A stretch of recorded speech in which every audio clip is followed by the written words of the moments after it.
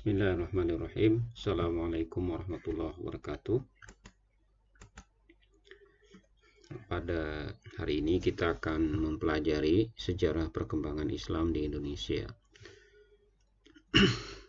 Secara umum, materi sejarah perkembangan Islam di Indonesia itu seperti dalam tayangan ini.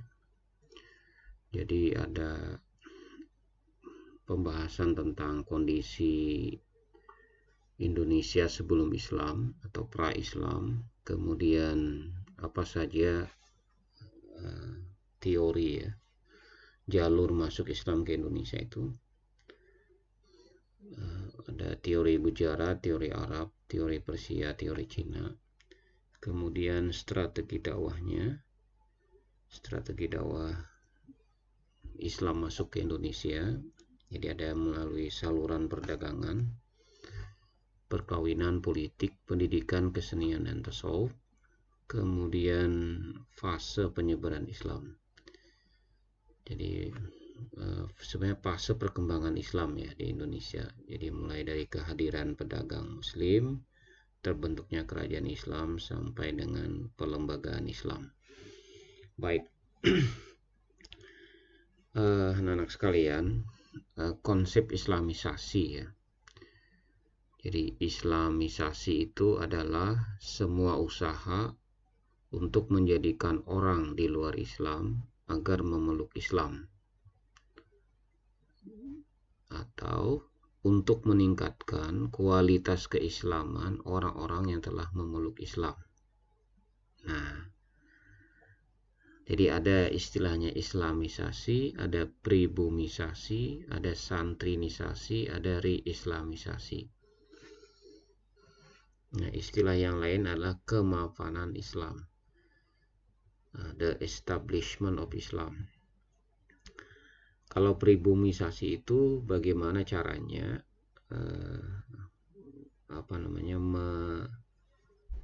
menanamkan nilai-nilai Islam itu kepada orang-orang Indonesia, orang-orang yang ada di Nusantara ini yang tadinya dia beragama Hindu, ada yang beragama Buddha, ada yang masih animisme dan dinamisme. Nah, pribumisasi itu gimana caranya Islam yang datang dari luar itu bisa masuk gitu ya, kemudian diyakini oleh penduduk setempat, penduduk asli di Nusantara ini. Kemudian santrinisasi itu gini. Dahulu ada budayawannya, ada sejarawan ada antropolog lah dari luar yang membagi orang Muslim di Indonesia itu ada tiga golongan. Yang mengatakan ini misalnya ada Robert N. Billah, ada Clifford Geertz gitu ya, itu antropolog. Nah, dia mengatakan pertama kaum santri. Nah, kaum santri itu orang yang memahami Islam dengan baik karena dia belajar dari kecil. Dia belajar tafsir, belajar hadis, belajar fikih, belajar tasawuf gitu ya. Pokoknya ilmu-ilmu agama dia belajar.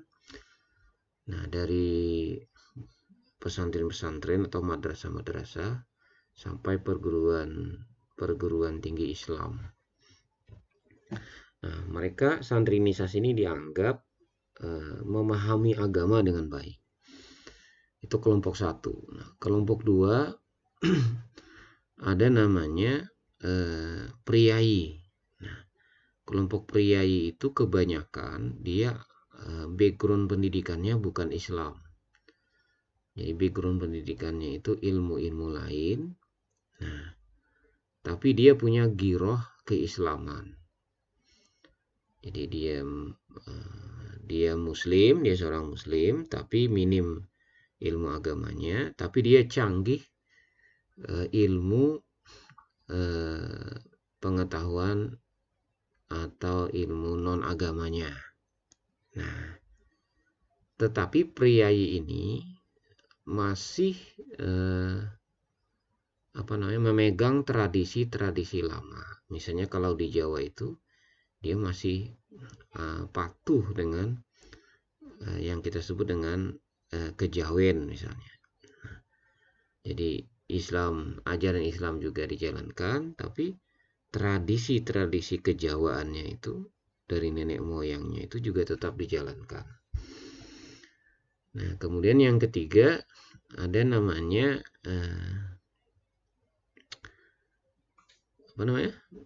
santri, priai, satu lagi abangan. Nah, disebut abangan, Islam abangan. Ada yang nyebutnya gitu. Kelompok abangan itu KTP-nya aja Islam, tapi ngaji nggak bisa gitu ya. Ilmu agama nggak paham gitu ya. Jadi ikut-ikut aja, taklid aja.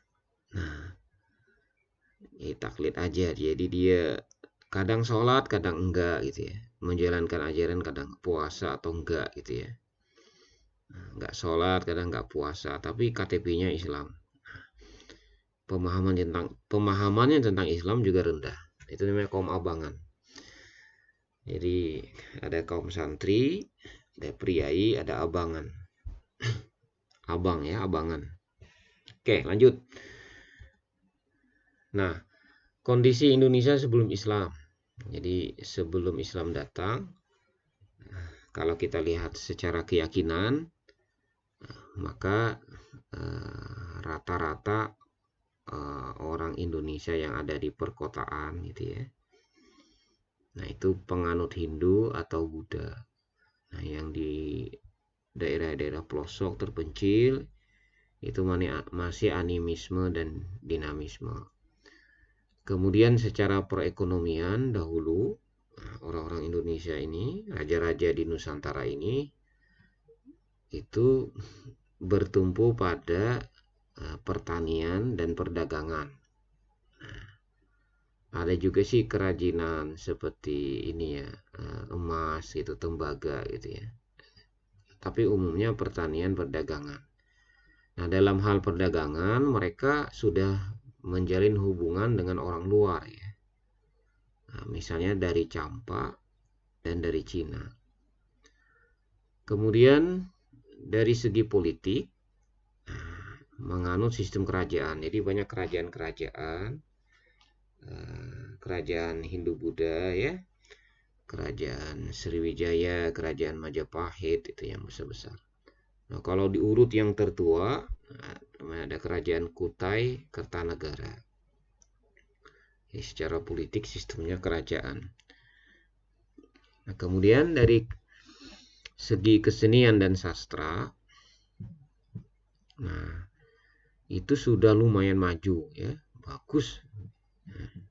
Sudah ada kitab Mahabharata ya, kitab Ramayana, ada manuskrip, naskah-naskah seperti Carita Parahyangan, Pararaton, Sotasoma, Nagara Kartagama, Arjuna Wiwaha, dan masih banyak naskah dan kitab yang lain.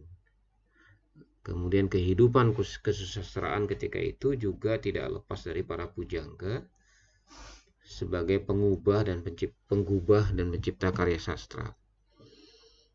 Juga sudah ada dikenal jabatan penulis ya, seperti disebutkan dalam cerita Sang Cetralekha. Nah, ini gambaran singkat tentang kondisi Indonesia sebelum Islam datang.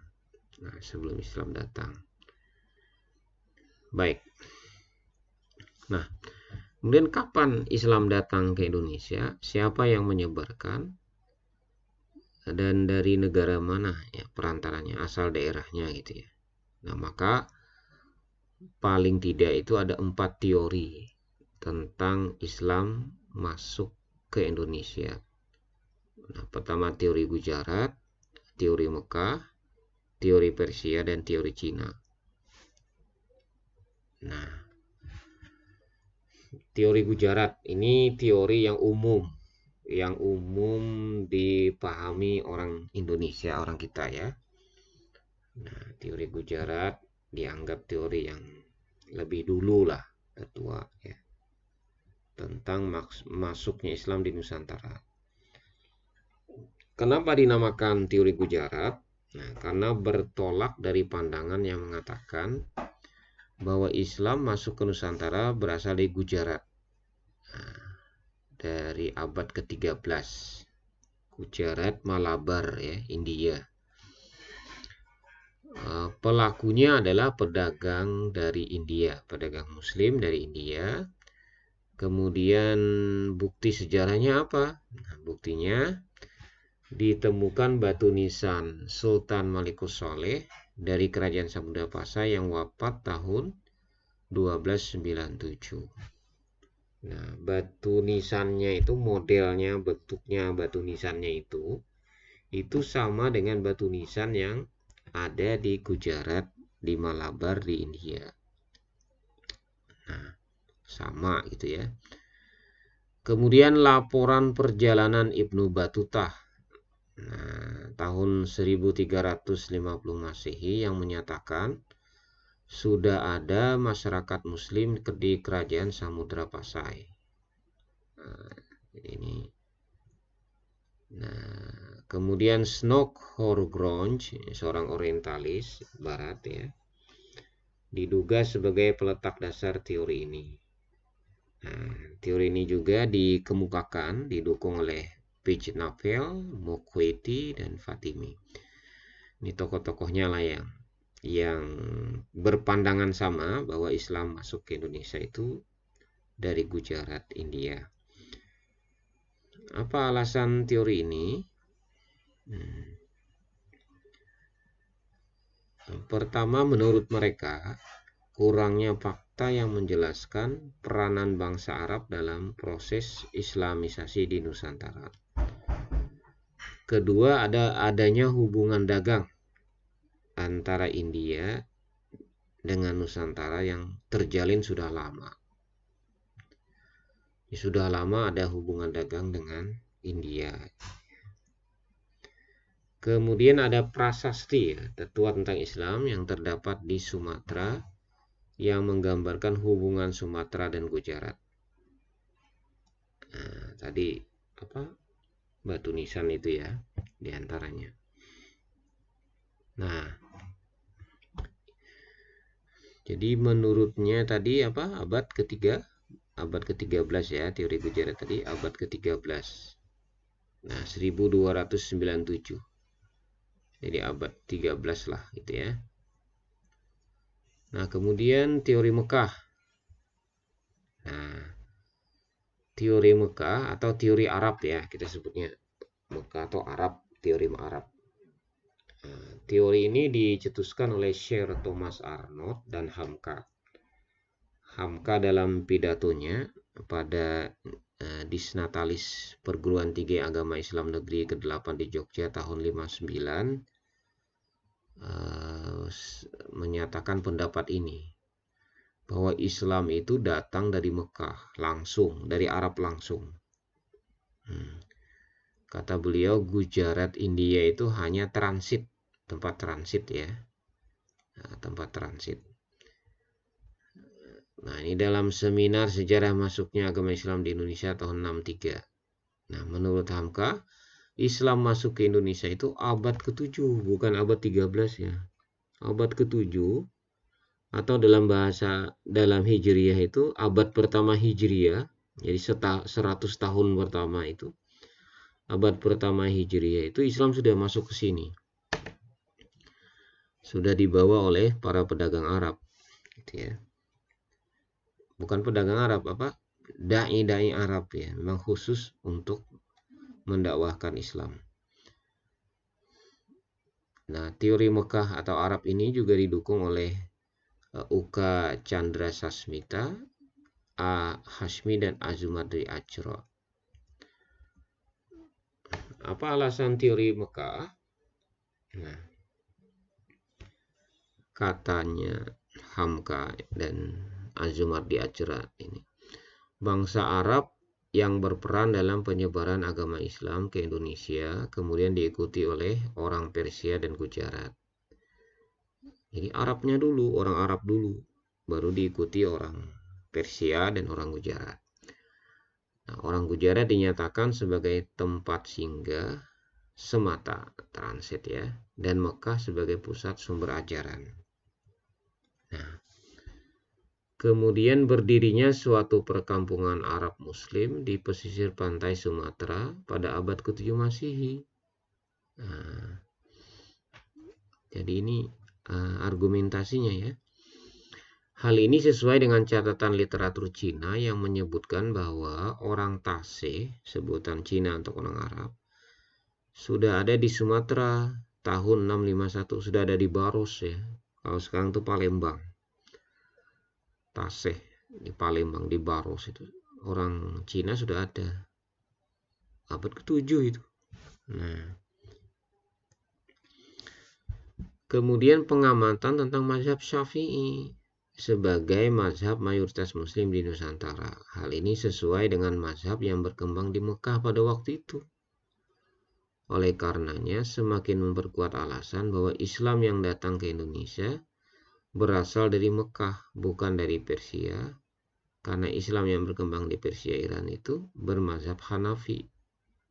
Nah, jadi secara praktek keagamaan pun ya, sama, kata Hamka, kata Azumardi juga. Jadi mazhab Syafi'i itu, Mekah itu dulu mazhabnya Syafi'i ya. Mazhabnya Syafi'i dulu. Nah, kalau sekarang kan itu ya Wahabi ya, baru-baru aja Muhammad bin Abdul Wahab.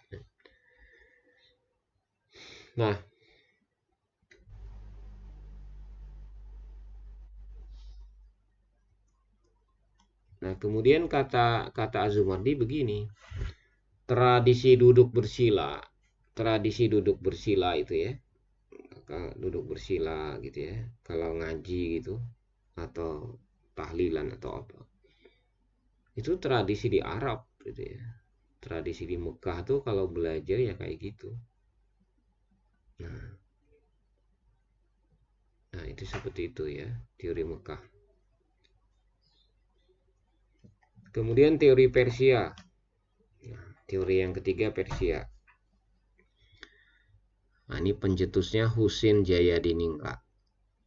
Teori ini berpendapat bahwa Islam masuk ke Nusantara dari Persia singgah di Gujarat pada abad ke-13. Jadi Islam masuk Indonesia itu abad ke-13, yang membawanya orang Persia. Transit di Gujarat, kata beliau. Teori ini menitik beratkan tinjauannya terhadap kebudayaan di kalangan masyarakat Islam Indonesia yang dirasakan memiliki persamaan dengan Persia. Wah, ini menarik juga. Jadi kata beliau, kata Husin Jayadiningrat, itu ada banyak kesamaan Muslim di Indonesia ini dengan di Persia. Nah ini alasan argumentasinya ya. Misalnya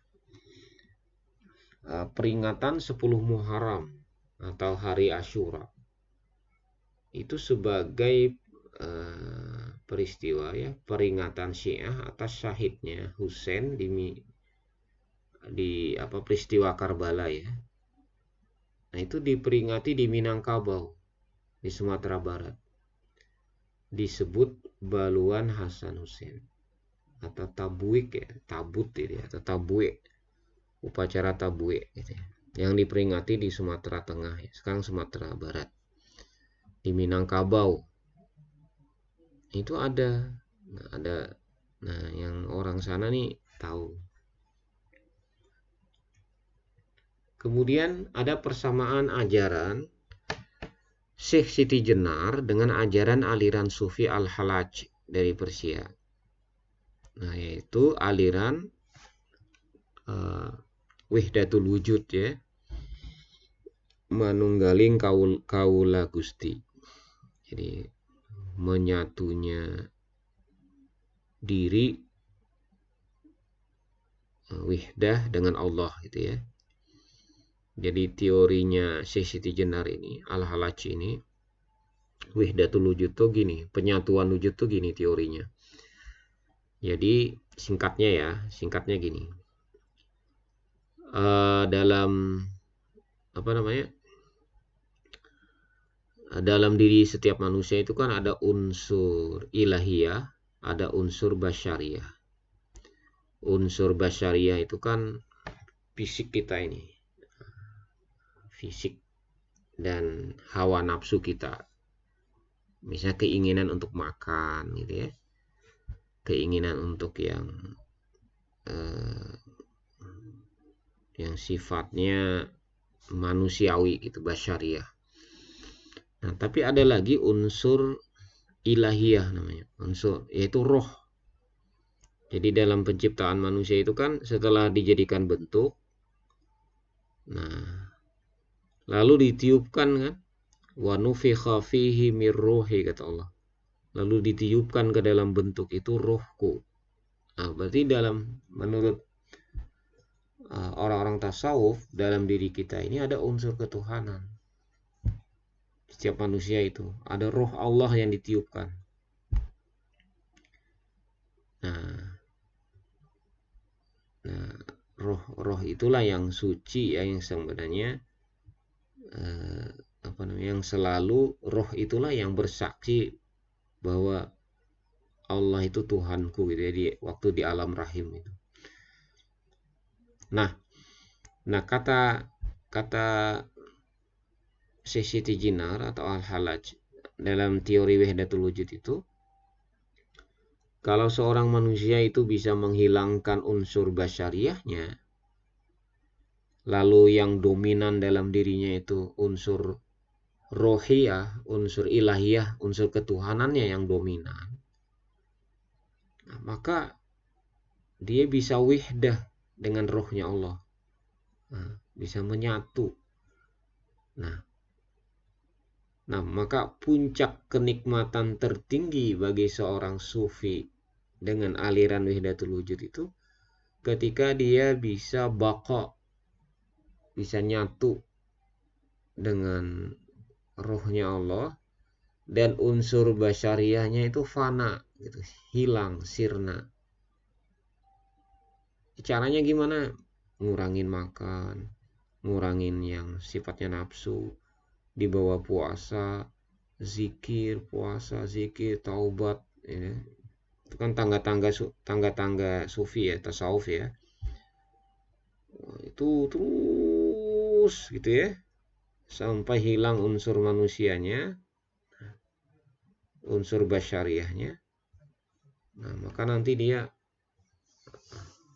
akan wahdah dengan rohnya Allah gitu ya. Nah, itu katanya kenikmatan tertinggi, kebahagiaan tertinggi, ringan gitu ya, rasanya tuh ringan, lepas, nggak ada beban gitu ya, nggak ada masalah, pokoknya nyaman gitu. Nah, tenang, hidupnya tuh tenang gitu ya, tentram. Nah, seperti itu. Coba dah Anda latih, nggak sampai wihdah sih, maksudnya gini, sering tahajud, puasa gitu ya, jaga, kurangi ini hal-hal yang bersifat konsumtif, syahwat gitu ya, kurangin gitu ya. Banyak ibadah, zikir sama Allah, banyakin sholat itu. Nanti tahajud itu saat-saat nanti nyampe ketenangan ya. Tenang. Ala bizikrillahi tatmainnul qulub. Bukankah dengan berzikir pada Allah itu akan membuat hatimu tenang? Nah, itunya. Nah, ketenangan itu roh kitanya itu rohiyahnya dominan. Nah, itu seperti itu kira-kira.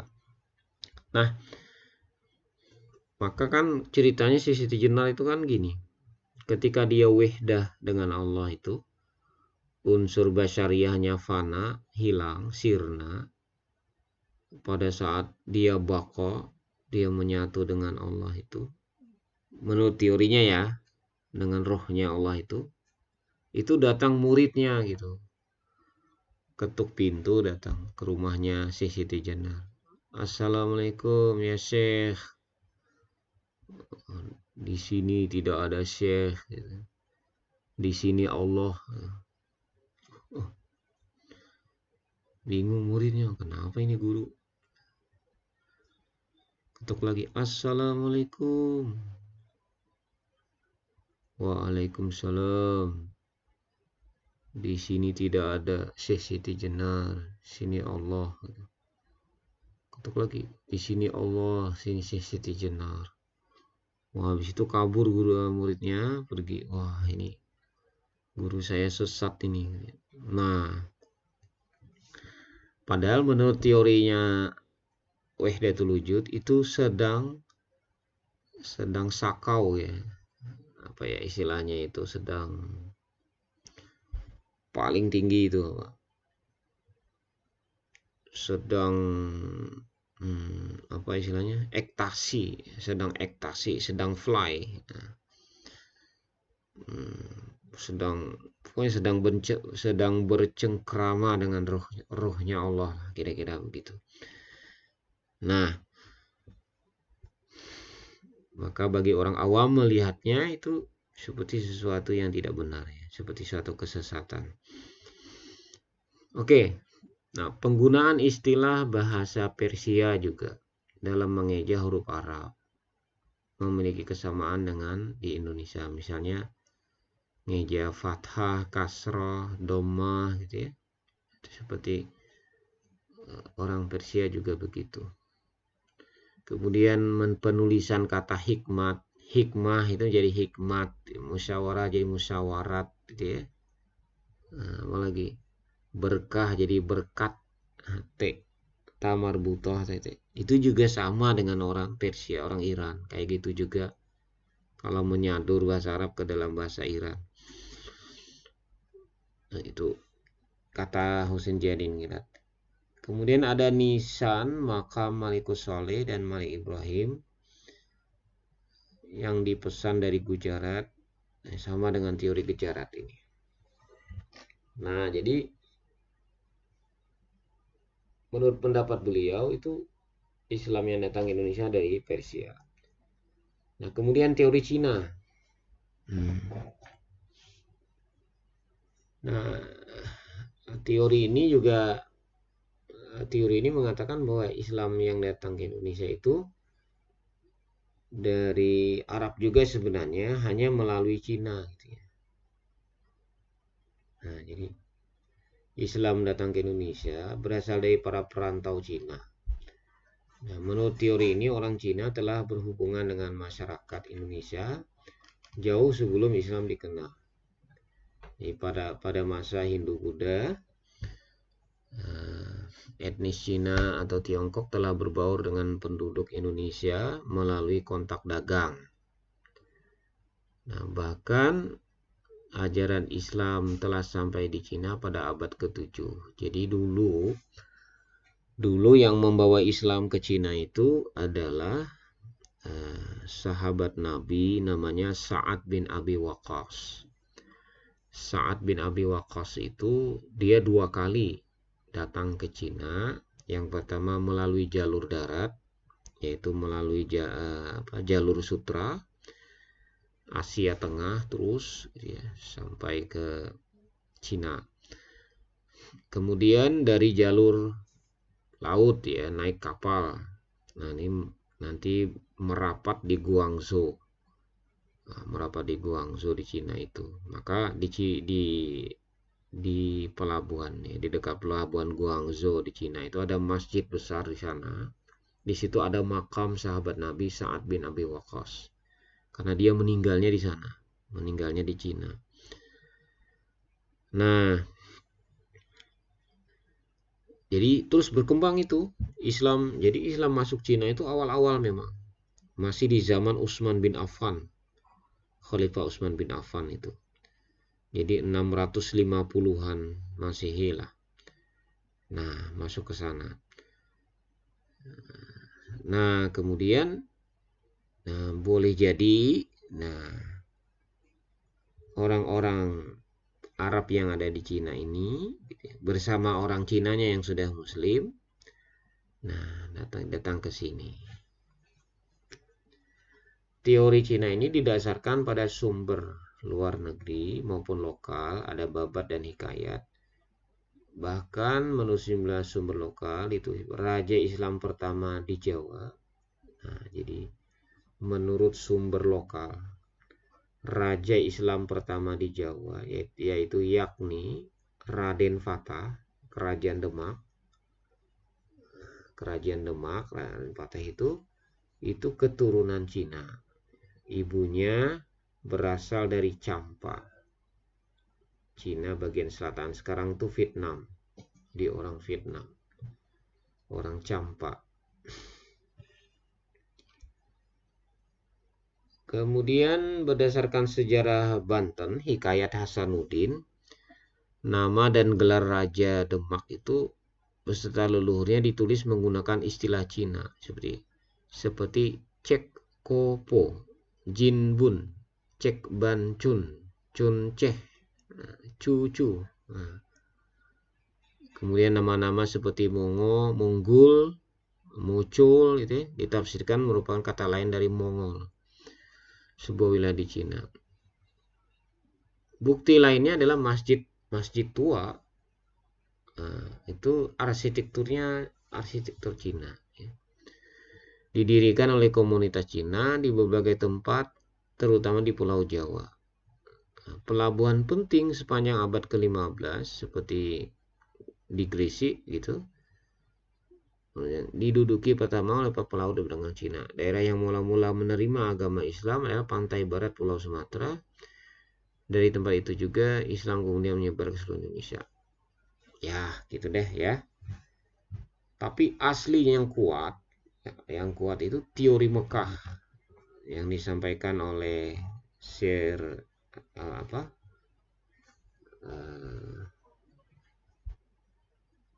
Thomas Arnold dan Hamka Azumardi juga ya mendukung itu. Azumardi Azra nih masih hidup orangnya. Oke. Nah, tapi dari macam-macam teori itu sebenarnya kita bisa narik kesimpulan ya.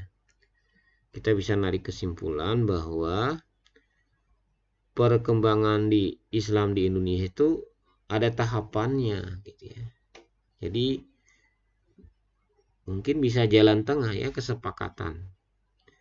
Jadi abad ke-7 itu teori Hamka, abad ke-7 ya, teori Mekah Arab itu diawali dari kehadiran pedagang Muslim dulu di sini. Jadi terjadi kontak budaya antara pedagang Muslim dengan penduduk setempat. Nah, setelah perdagangan lalu mereka terjadi pernikahan. Setelah pernikahan muncul komunitas Muslim. Terus begitu. Nah, dan yang menikah dengan pedagang-pedagang Muslim ini bukan orang sembarangan waktu itu ya. Banyak dari putri-putri anak-anak raja, putri-putri raja gitu ya. Nah, menikah dengan saudagar-saudagar Muslim ini. Nah, jadi itu cepat perkembangannya. Nah, sehingga masuk ke tahap yang kedua, terbentuknya kerajaan Islam. Jadi kalau kita langsung percaya misalnya teori Gujarat bahwa Islam masuk ke Indonesia itu abad 13, buktinya ada kerajaan Samudra Pasai, nah, itu kan agak aneh juga gitu ya. Maksudnya masa baru datang langsung bikin kerajaan gitu ya. Nah, jadi memang lebih logis ya, pasti ada tahun-tahun sebelumnya dulu gitu ya. Nah, maka sejarawan membuat tahapan perkembangan Islamnya itu seperti ini. Jadi mulai kehadiran pedagang Muslim, terbentuknya kerajaan Islam, abad ke-13, mulai dari Samudra Pasai, nanti dilanjutkan dengan di Jawa, kemudian setelah dari Jawa ke Kalimantan, lalu ke Sulawesi. Sulawesi terus gitu ya, sampai ke Maluku sana, Ternate Tidore. Di Sulawesi ada kerajaan Gua Talo, di Kalimantan ada kerajaan Islam Banjar. Nah, kalau di Jawa sudah jelas ya, di Jawa ini ada kerajaan Demak, itu di pesisir. Nah, kemudian ada kerajaan Mataram Islam. Kemudian ada kerajaan Banten, Cirebon dulu ya, kerajaan Cirebon, Banten. Nah, seperti itu. Terus yang paling tua Samudra Pasai, kemudian kerajaan Aceh Darussalam. Oke. Nah, setelah terbentuk kerajaan Islam, masuk ke tahap yang ketiga, pelembagaan Islam. Ya, mulai abad ke-17 sampai sekarang disebut pelembagaan Islam. Maksudnya apa? Nah, misalnya umat Islam itu sudah memiliki pendidikan, lembaga pendidikan, misalnya bikin pesantren, bikin madrasah, supaya anak-anak generasi kaum muslim itu menjadi orang-orang yang berilmu gitu ya, maju gitu. Kemudian umat Islam itu kan perlu nikah itu perlu ada yang ngurus, perlu dilembagakan. Nah, maka muncullah kantor urusan agama, KUA. Nah, itu melayani masalah perkawinan, masalah perceraian, masalah waris, dan lain-lain. Kemudian muncul lagi, umat Islam itu kan perlu naik haji. Nah, maka dibuatlah lembaga yang mengurusi umat muslim untuk naik haji. Nah, yaitu Bimas Islam dan Haji. Nah, di Kementerian Agama sekarang. Kemudian umat Islam itu kan perlu bayar zakat. Zakat itu perlu dikumpulkan. Setelah dikumpulkan, zakat itu perlu dibagi. Nah, dibaginya ke siapa? Bagaimana sistemnya? Nah, apakah memberinya itu memberi ikannya atau memberi kailnya? Nah, maka berkembanglah sekarang pemanfaatan zakat, infak, sedekah itu. Nah, ada yang langsung dikasih ikannya gitu ya, ada yang dibuatkan jadi usaha, menjadi dikasih modal usaha supaya mandiri. Nah, lembaganya apa namanya? Dibuatlah lembaga BAJIS gitu ya, Badan Amil Zakat Infak Sedekah BASIS. Nah, banyak sekarang. Kemudian umat Islam itu perlu ada orang yang memfatwakan hukum terhadap masalah-masalah yang baru berkembang di masyarakat. Apa hukumnya ini? Nah, maka perlu fatwa ulama. Nah, maka muncullah Majelis Ulama Indonesia. Kemudian muncul organisasi keagamaan seperti Nahdlatul Ulama, Muhammadiyah, Persis, dan sebagainya, yang mengurusi masalah-masalah anggotanya gitu ya. Nah, jadi 3 hal ini menjadi tahap perkembangan Islam di Indonesia.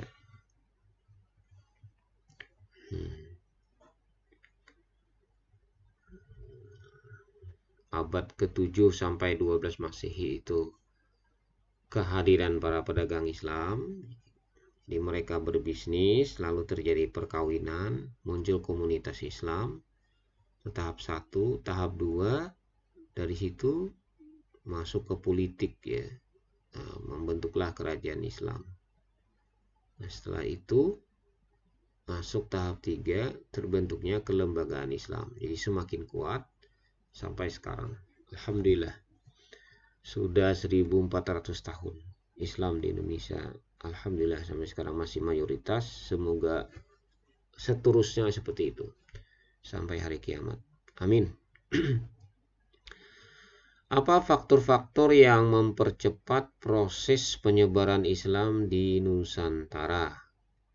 Nah, yang pertama, karena ajaran Islam itu melaksanakan prinsip tauhid. Prinsip tauhid itu pertama mudah dipahami dibandingkan dengan konsep trinitas, konsep yang ada di Hindu Buddha itu ya. Itu rumit sebenarnya, rumit itu. Nah, kalau tauhid itu Allah itu esa, Allah itu esa ada sendirinya.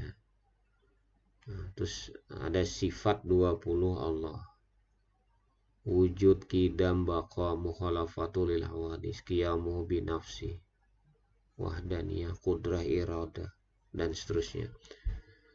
Nah, sifat wajib bagi Allah, sifat mustahil bagi Allah. Itu gampang dipahami. Nah, tidak rumit itu ya. Dan itu logis sekali. Ya. Masa Tuhan banyak? Kalau Tuhan banyak nanti beda prinsip, berantem, ya. Kalau Tuhan berantem nanti gimana? Nah, makhluk hambanya nonton. Nah, jadi gitu-gitu ya. Kemudian dalam Islam itu tidak ada kasta. Itu menarik juga tuh.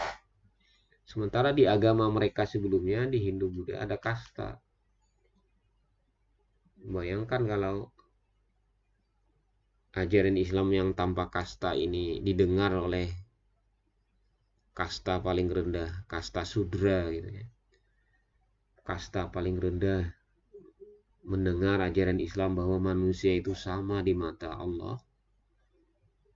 Apakah laki-laki, perempuan, warna, tidak membedakan warna kulit, tidak membedakan suku, bangsa.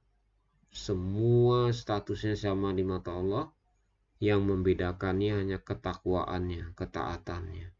Wih, itu kalau didengar bangsa Sudra yang kelas bawah, wah, bangkit, hidup itunya, kemanusiaannya hidup. Kalau bisa disadarkan tauhidnya begitu, tidak ada kasta sebenarnya. Wah, itu menarik sekali. Nah, itu juga mempercepat ya Islam diterima oleh orang-orang di Indonesia ini, di Nusantara ini. Tidak ada kasta dalam Islam. Kemudian Islam yang dibawa, nah Islam yang dibawa oleh dai-dai dulu ke Indonesia itu Islam yang lentur, ya, yang fleksibel, yang ramah dengan budaya setempat.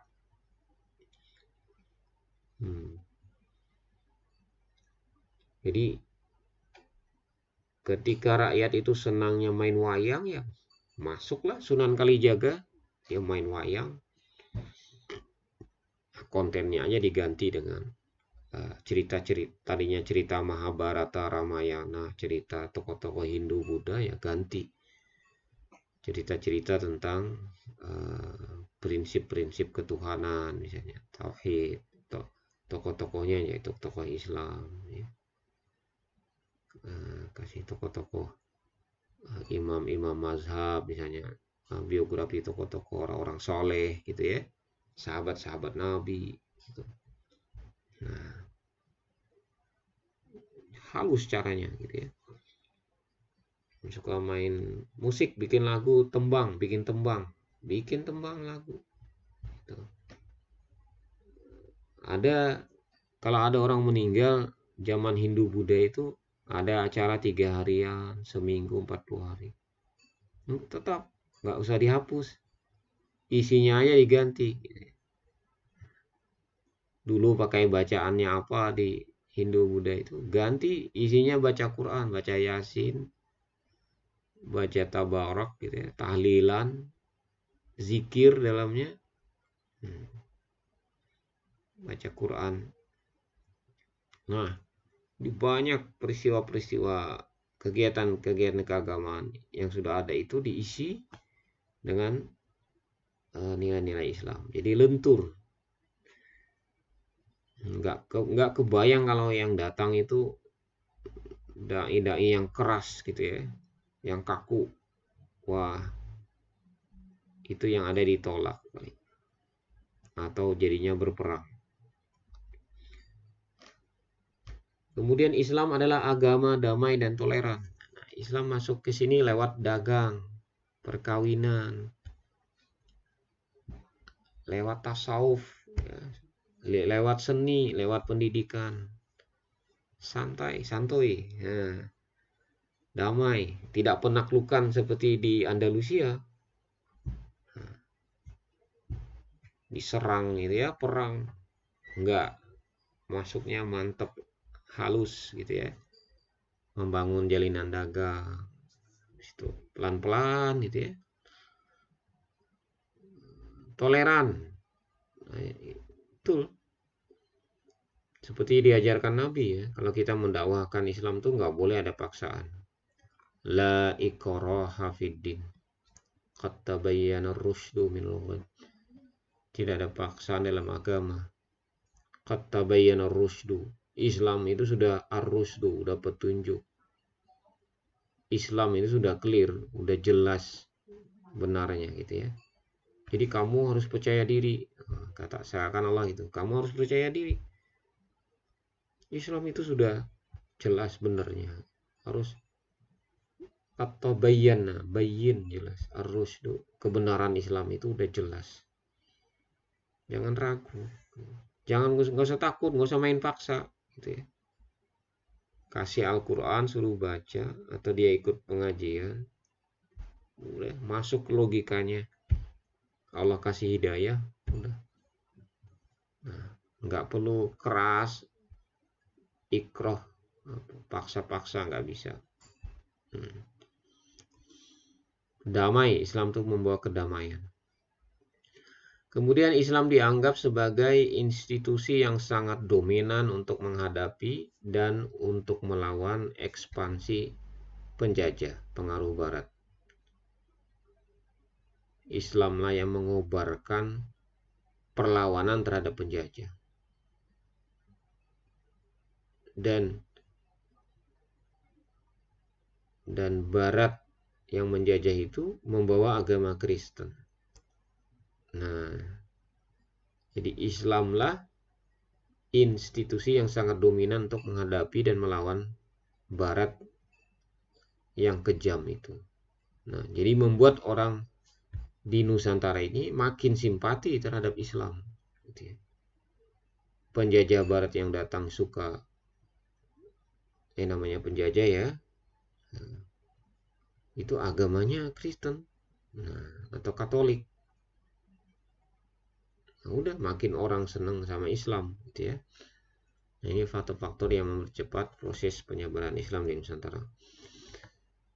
Nah, kemudian apa saja sih saluran Islamisasi di Indonesia atau cara Islamisasinya?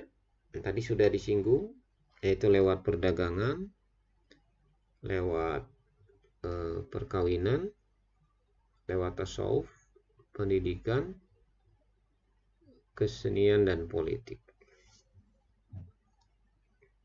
Nah,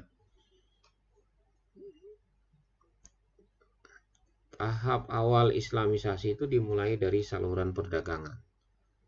Terjadi hubungan dagang antara pedagang Muslim Arab Persia India dengan raja-raja atau penguasa-penguasa yang setempat yang ada di Nusantara ini. Nah, berawal dari kepentingan ekonomi, para raja penguasa setempat kemudian tertarik masuk Islam. Perkawinan. Jadi secara umum para pedagang Muslim Arab memiliki status sosial yang lebih baik daripada penduduk bumi. Ganteng ya, orangnya ganteng, hidung mancung gitu ya, akhlaknya baik, duitnya banyak. Berdakwah itu memang harus di atas ya, bagusnya, sempurna itu, sehingga putri-putri bangsawan tertarik menjadi istri saudagar kaya itu. Sebelum dinikahi, para putri bangsawan itu diislamkan dulu. Proses Islamisasi menjadi lebih cepat ketika keluarga-keluarga kerajaan menikah dengan para pedagang Muslim, maka Islam menjadi agama yang cepat menyebar di wilayah kekuasaan kerajaan itu. Kalau raja dan keluarga besarnya muslim, nah rakyatnya nanti otomatis biasanya ikut agama rajanya. Nah, contohnya itu seperti di Gua Talo di Sulawesi sana.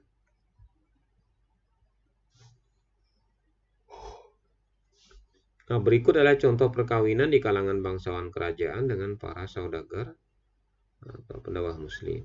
Misalnya Sunan Ampel menikahi Nyai Manila, Sunan Gunung Jati menikahi Putri Kaunganten, Brawijaya menikahi Putri Campa yang menurunkan Raden Patah Raja pertama Demak. Saluran tasawuf. Proses Islamisasi juga berjalan melalui cara atau saluran tasawuf. Para pengajar tasawuf, para sufi mengajarkan tasawuf, mistisisme kepada penduduk pribumi yang memiliki kemiripan dengan ajaran agama mereka sebelumnya, yaitu Hindu. Para sufi ini memiliki kekuatan atau kemampuan supranatural atau magis.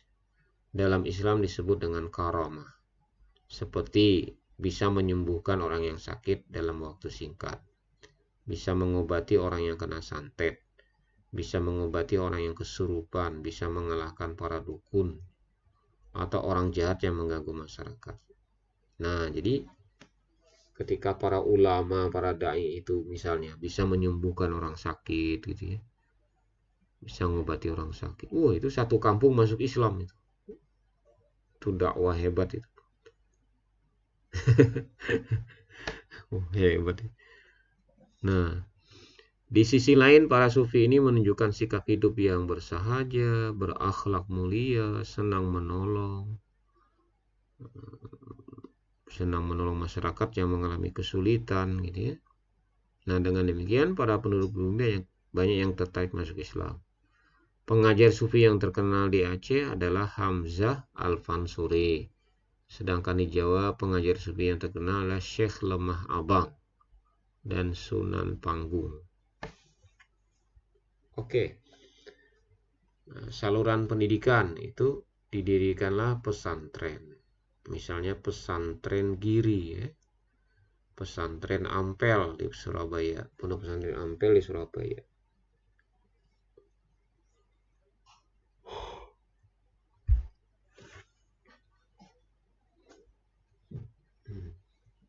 Pesantren itu biasanya awalnya dari surau, dari masjid.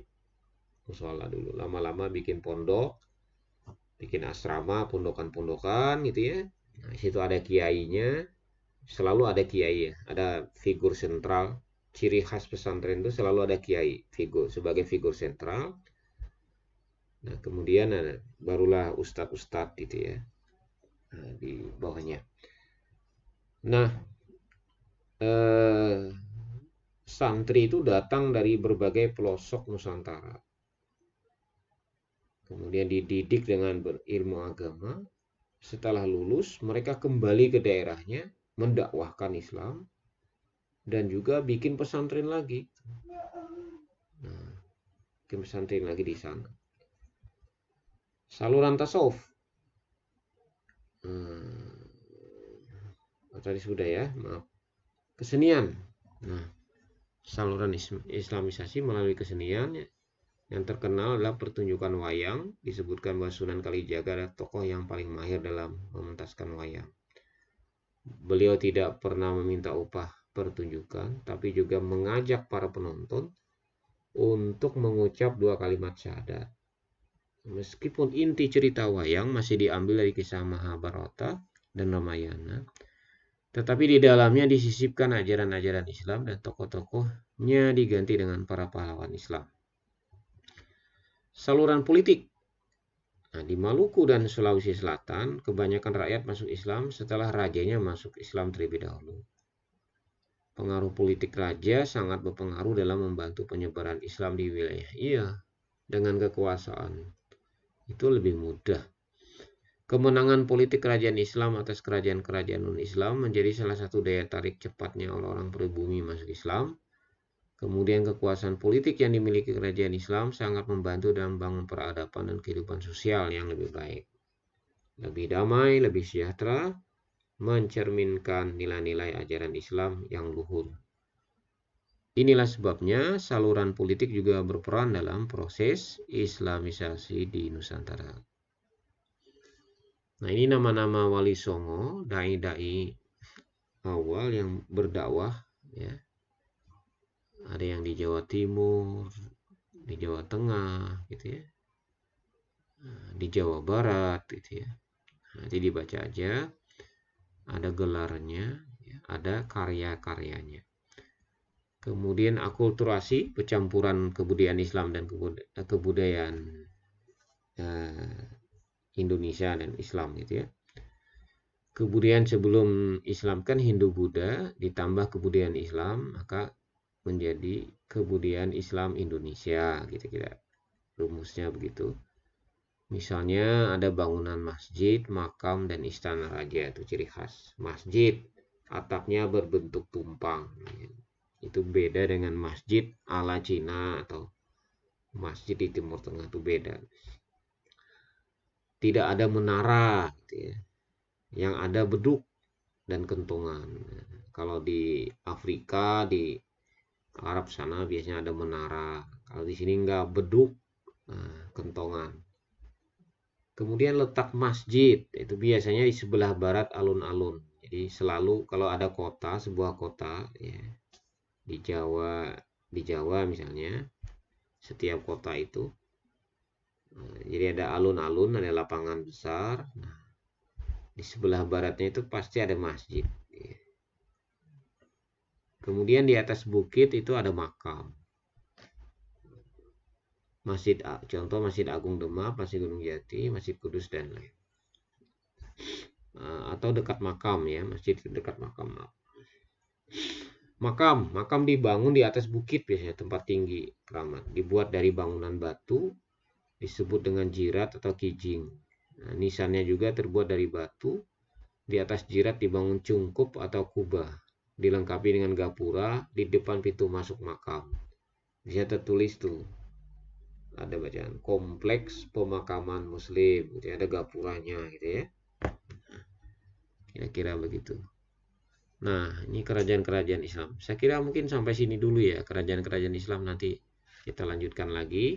Demikian, terima kasih, semoga bermanfaat. Assalamualaikum warahmatullahi wabarakatuh.